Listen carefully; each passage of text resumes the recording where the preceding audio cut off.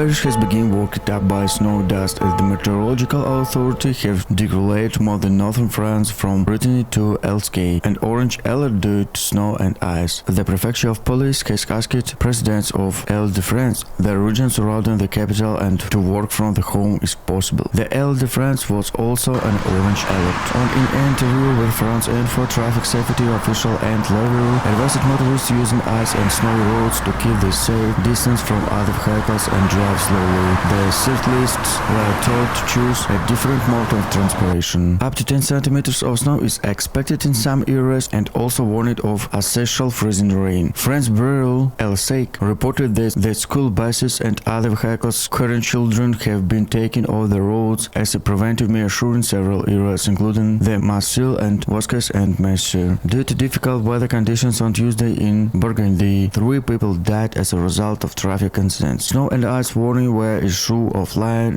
in eastern France after winter weather hit the region on Monday.